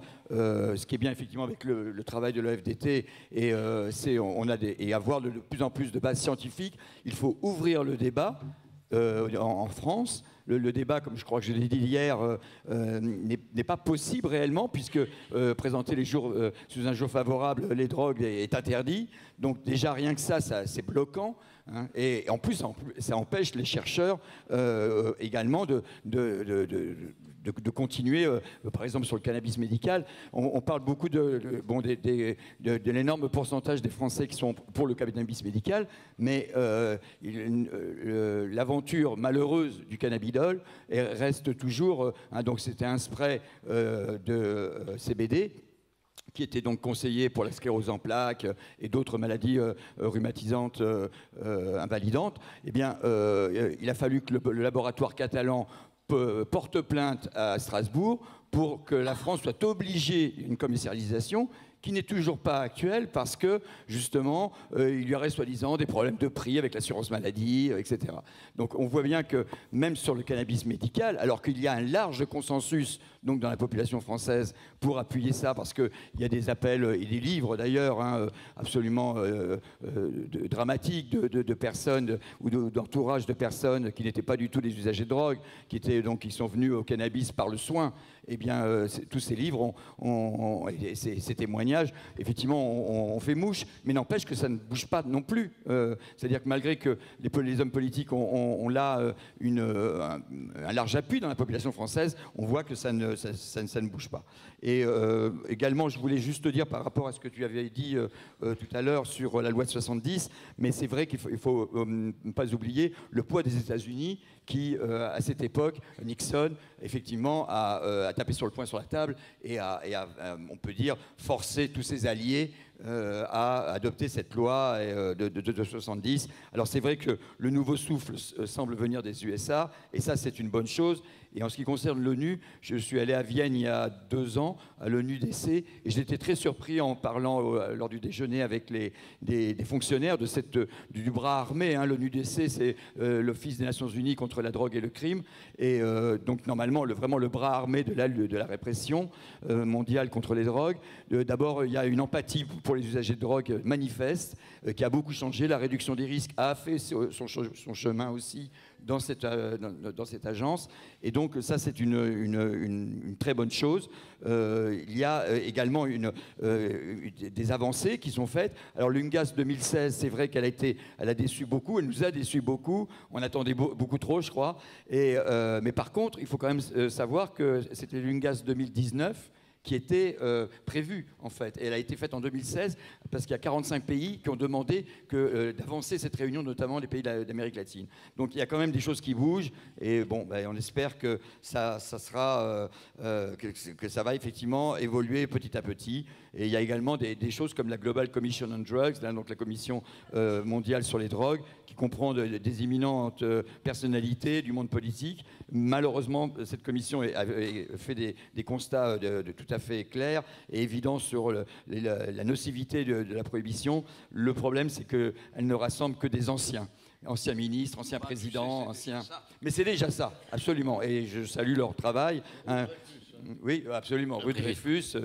Miguel, on va peut-être donner la parole à la salle qui était très attentive, mais qui a sûrement des questions à poser aux intervenants. Bonjour. Vous vous présentez, s'il vous plaît. Alors, je suis le docteur Marquet, je viens d'une région rurale.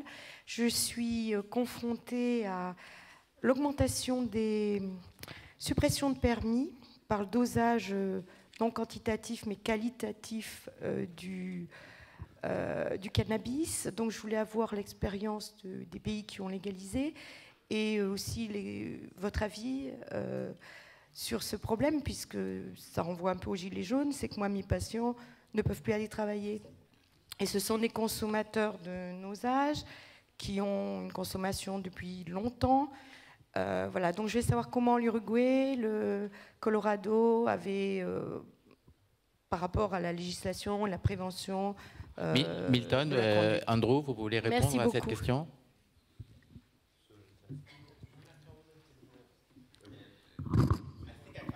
Que se passe-t-il pour les contrôles de cannabis, de THC, dans les personnes qui conduisent ? Que ce soit du cannabis récréationnel ou du cannabis thérapeutique.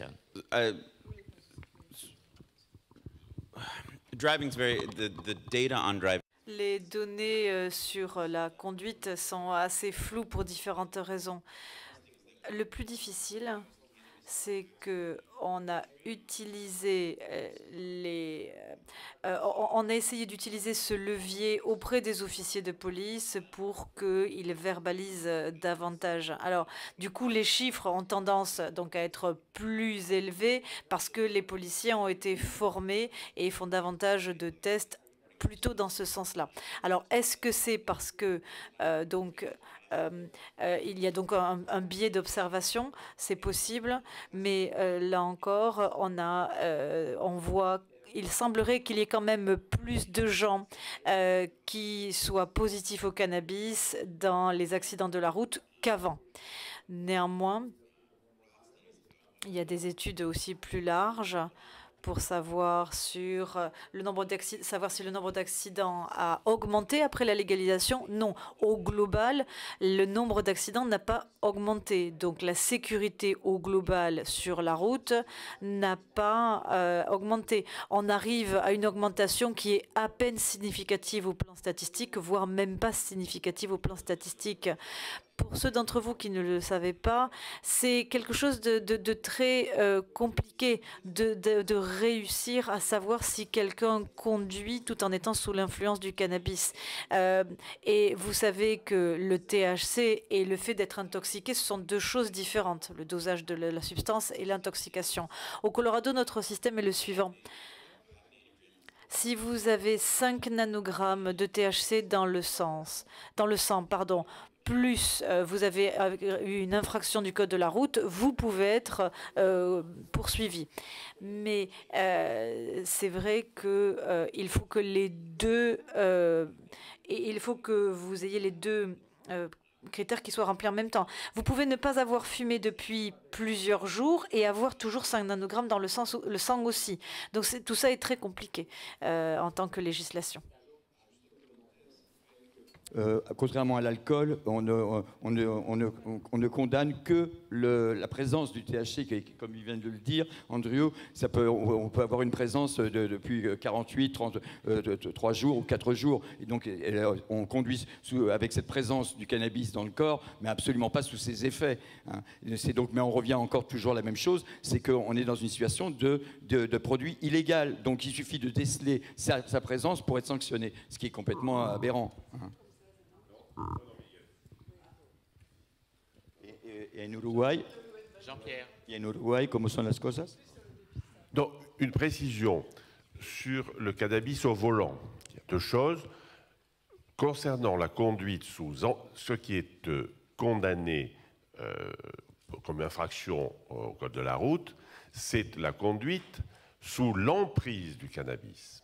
Et il y a conduite sous l'emprise du cannabis, ce qui veut dire qu'il doit y avoir un taux plasmatique de cannabis, je l'ai quelque part dans ma mémoire, mais enfin qui est bien défini, et il ne suffit donc en France, et donc les forces de police peuvent être amenées à faire un dépistage de présence de cannabis, mais qui doit être suivi d'une prise de sang et d'une mesure du taux plasmatique, faute de quoi un recours légal amènera l'abandon des poursuites. Ça, c'est clair. Non, excuse-moi Jean-Pierre, mais ça a un peu changé, puisque maintenant, les tests salivaires sont suffisants pour condamner quelqu'un.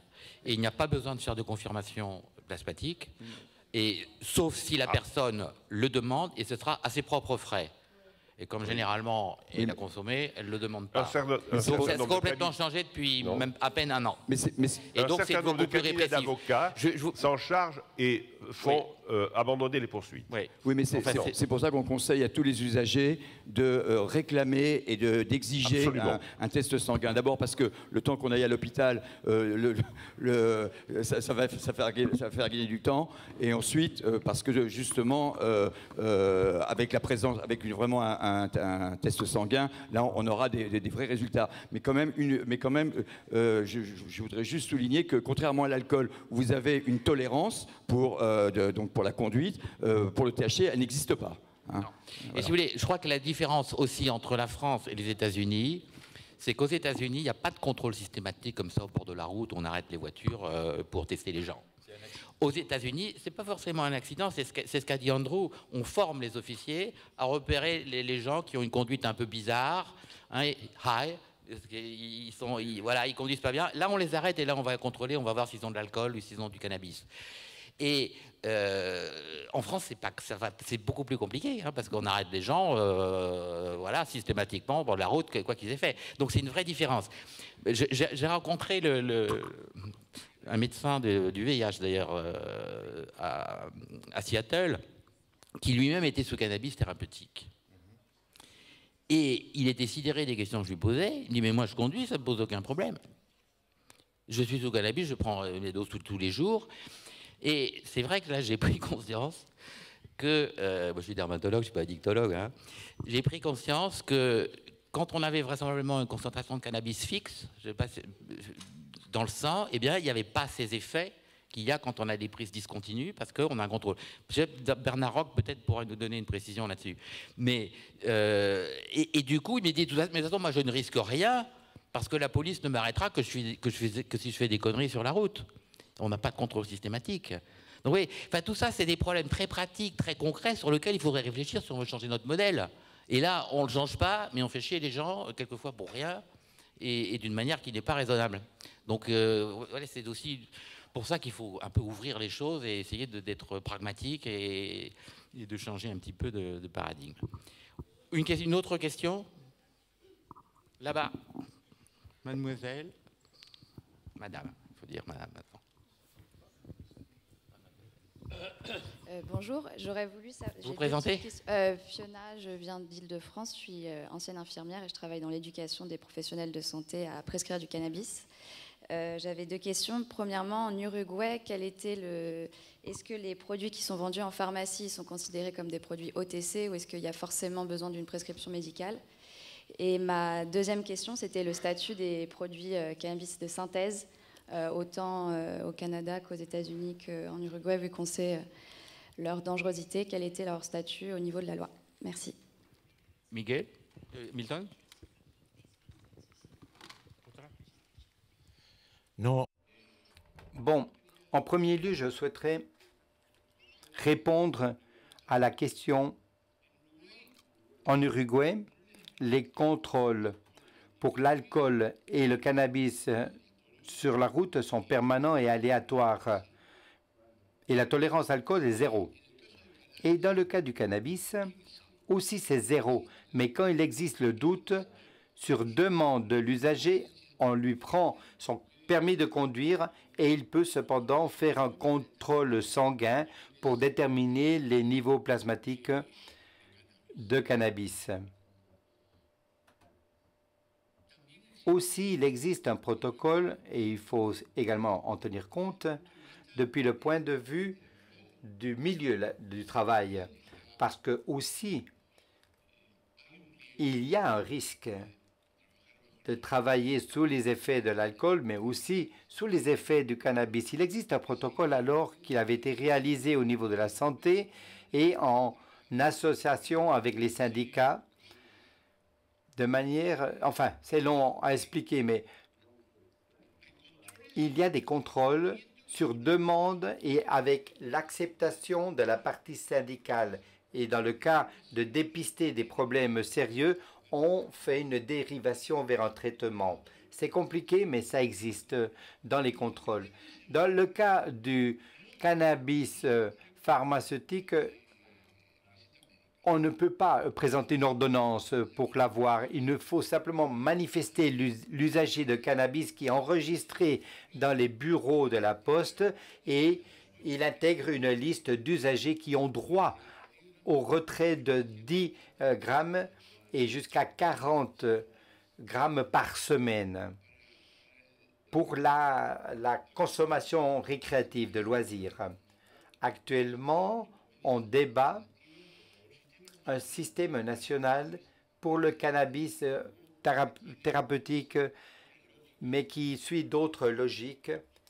Mais ce n'est pas exactement uniquement l'ordonnance médicale. Il y a d'autres instruments qui permettent d'accéder à ce cannabis thérapeutique. Mais le cannabis, disons, de loisir, il ne doit pas passer par le médecin pour avoir le droit de retirer la dose personnelle de cannabis. Synthetic cannabis, it's illegal throughout the United States. Alors, le cannabis synthétique est illégal partout aux États-Unis. Néanmoins, il y a une utilisation, d'où aussi une très forte augmentation de la mortalité, qui est plus importante dans les pays où il y a une légalisation. Alors, c'est un côté, pardon, c'est l'inverse. Il y a davantage de mortalité à cause du cannabis synthétique dans les pays où ce n'est pas légalisé. Donc c'est un côté positif que je n'ai pas mentionné. Néanmoins, on a peu d'incidents de mauvais acteurs du marché qui mélangeraient du CBD synthétique avec du CBD d'origine naturelle. Donc on n'a pour l'instant pas ce genre de rapport. Au milieu de l'amphi, avant le déjeuner, encore 35 minutes. Una pregunta para Monty Romani. Oui, j'avais une question pour Romani. On s'attendait tous, avec la nouvelle loi, il y a 5 ans, qu'il y ait une réduction de la criminalité, mais on n'a pas encore observé cela. Pensez-vous que c'est parce que c'est encore trop tôt?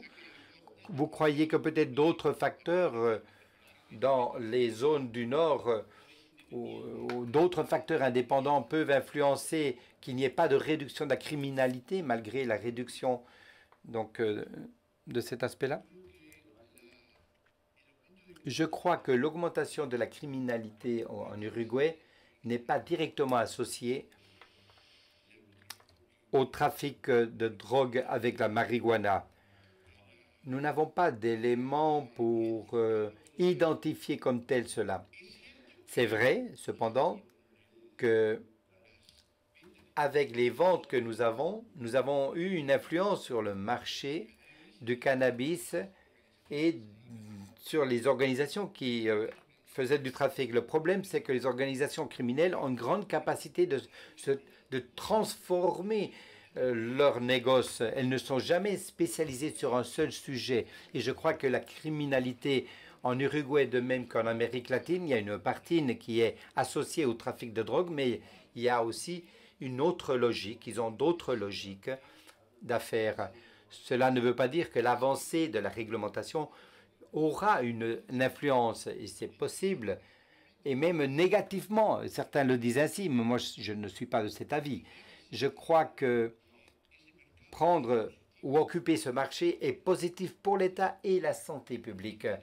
Maintenant, la question qui touche la criminalité ne s'épuise pas avec la réglementation du système des drogues parce que il y a d'autres facteurs, même beaucoup de facteurs, qui, je crois encore, on n'est pas parvenu véritablement à découvrir complètement. Bernard Roch, vous voulez dire un mot peut-être sur, sur la question sur le cannabis au volant? Oui, justement, oui. Je pense que la première chose qu'il faut faire, c'est demander aux gens qui vendent, donc les firmes qui vendent ces médicaments, de mettre dans leur boîte ou dans leur préparation un certain nombre de signes qu'il ne faut pas prendre sa voiture si on consomme ce genre de cannabis.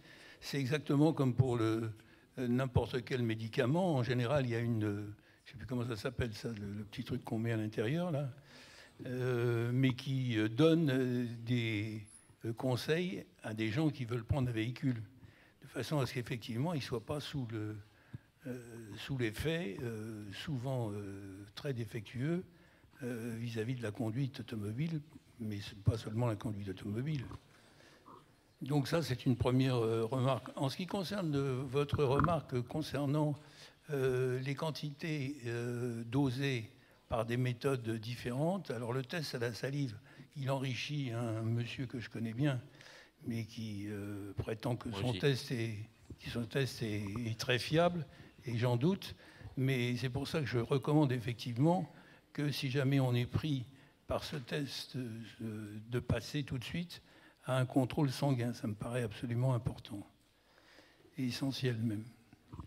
J'avais personnellement une question pour Madame Obramovic. Vous avez fait un exposé tout à fait remarquable et vous avez dit quelque chose qui m'a beaucoup impressionné, c'est que finalement, il peut y avoir une discrimination entre les jeunes qui n'auront pas accès pour des raisons économiques à la drogue vendue dans les coffee shops, enfin les boutiques, et celles qu'ils pourraient avoir au marché noir. Enfin, et ça me paraît être une discrimination. Et tout de suite, on voit très bien qu'aux États-Unis, la population noire va être plutôt attirée par le côté pervers, si je puis dire, parce que c'est un problème de revenus. Donc il y a une sorte d'inégalité économique dans l'accès à ces molécules.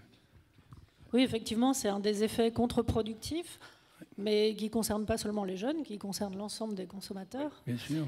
Alors ça, c'était vrai surtout au début de l'ouverture du marché. Avec la baisse des prix qu'on a vue depuis, ça pourrait éventuellement changer.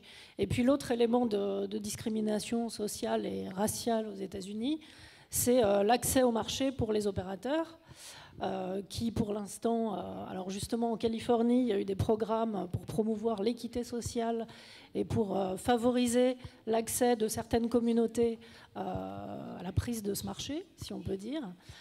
Donc voilà, ça c'est vraiment une des tendances dans les derniers États qui ont légalisé, d'essayer de faire en sorte que l'occupation du marché soit accessible à l'ensemble des communautés ethniques, et sociales et raciales. Oui, je pense que c'est important en France parce que, comme vous le savez, la France veut absolument qu'il y ait une égalité entre les gens riches et les gens pauvres. Oui. Et donc, ça va être une source de débat. C'est pour ça qu'il faudrait peut-être, au modèle capitaliste américain, préférer un modèle plus communautaire, style justement Cannabis Social Club.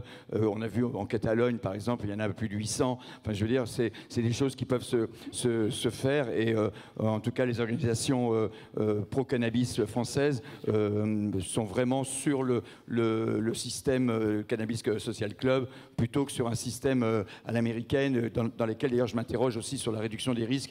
Est-ce que ces grandes entreprises, ce serait une question qu'on pourrait poser pour une dernière fois, est-ce qu'elles font de la réduction des risques vraiment sur le cannabis? Parce qu'il y a une réduction des risques à faire, bien évidemment, hein, alors que dans les Cannabis Social Club, il y a une vraie réduction des risques qui est faite sur le cannabis. Merci Miguel, merci à tous d'avoir assisté à cette conférence. Et je vais, si vous voulez bien, donner 2 minutes pour un mot de conclusion à Bernard Kouchner, qui a eu un rôle très important dans toute cette histoire. Oui, eh bien écoutez, je suis très content d'avoir assisté à une si belle conférence. Je vous trouve un peu optimiste par rapport à ma pratique, mais j'ai appris beaucoup de choses. Mais attention, c'est vrai, le rôle de l'économie, le rôle finalement de l'argent, des plantations et tout ça peut jouer un rôle extrêmement pervers par rapport à notre pays. Le fait que les Américains s'enrichissent et que beaucoup d'argent coule dans les poches canadiennes, ça ne va pas être un argument très positif, je vous l'assure. Donc, tu es d'accord avec moi? Bon, alors on est deux, mais ça ne fait rien. Je trouve que c'était... Je voudrais remercier... Ah, bah, t'es Jean-Pierre. Pardon, je savais que tu étais sorti, alors je voulais te transmettre. J'ai trouvé ça formidable. C'est d'une ouverture d'esprit et en même temps d'une acuité scientifique réelle. Et bravo, continuons.